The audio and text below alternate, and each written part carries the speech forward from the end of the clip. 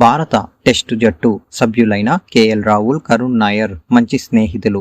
చిన్నప్పటి నుంచి వివిధ విభాగాల్లో వీళ్ళు కర్ణాటక తరపున కలిసి ఆడారు. ఇప్పుడు చాలా ఏళ్ల తర్వాత రాహుల్, నాయర్లకు ఒకే టెస్టులో కలిసి ఆడే అవకాశం దక్కింది. టీంలో రాహుల్ రెగ్యులర్ మెంబర్ కాగా 8 ఏళ్ల తర్వాత నాయర్ పునరాగమనం చేస్తున్నాడు. ఈ నేపథ్యంలో తన స్నేహం చిరకాలం కొనసాగడంతో పాటు టీమిండియా తరపున ఎక్కువ మ్యాచ్లు ఆడే అవకాశం రావాలని కోరుకున్నట్లు రాహుల్ చెప్పాడు. 11 ఏళ్ల వయసులో ఇద్దరం ఒకేసారి క్రికెట్ ఆడడం ప్రారంభించాం. ఈ ప్రయాణం ఇప్పటికీ కొనసాగుతుంది. ఇద్దరి కెరియర్లో ఎన్నో ఎత్తుపల్యాలు ఉన్నాయి. గత 2-3 ఏళ్లలో అద్భుతంగా ఆడి ఎన్నో ప్రతికూలతలను దాటి నాయర్ పునరాగమనం చేయడం చాలా సంతోషంగా ఉంది. ఇంగ్లాండ్లో ఉండే పరిస్థితులు, సవాళ్లు గురించి మేము మాట్లాడుకున్నాం.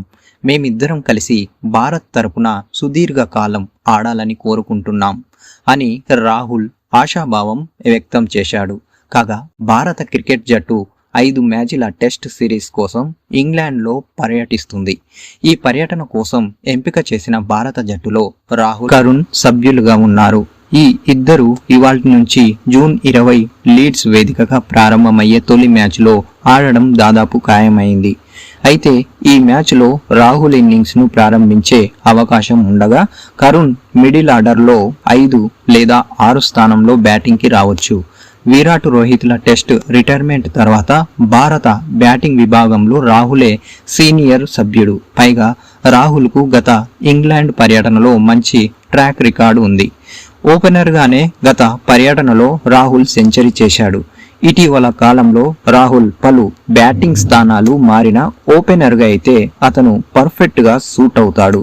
రాహుల్ ఆస్ట్రేలియాతో జరిగిన బోర్డర్ గవాస్కర్ ట్రోఫీలోనూ పర్వాలేదనిపించుకున్నాడు. కరుణ్ నాయర్ విషయానికొస్తే గత 2 దేశవాళీ సీజన్లో పరుగుల వరద పారించిన ఇతగాడు తాజాగా ఇంగ్లాండ్ లయన్స్తో జరిగిన తొలి అధికారిక టెస్ట్ మ్యాచ్ల్లో డబుల్ సెంచరీ సాధించి మంచి జోస్లో ఉన్నాడు.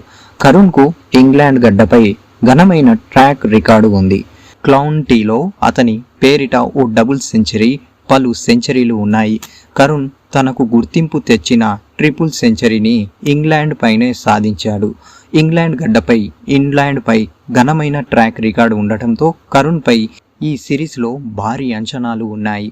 కరుణ్ను భారత క్రికెట్ అభిమానులు విరాట్కు ప్రత్యామ్నాయంగా భావిస్తున్నారు. దోస్తులు రాహుల్, కరుణ్ నేటి నుంచి ప్రారంభం కాబోయే తొలి టెస్ట్ మ్యాచ్ల్లో ఏ మేరకు రాణిస్తారో చూడాలి.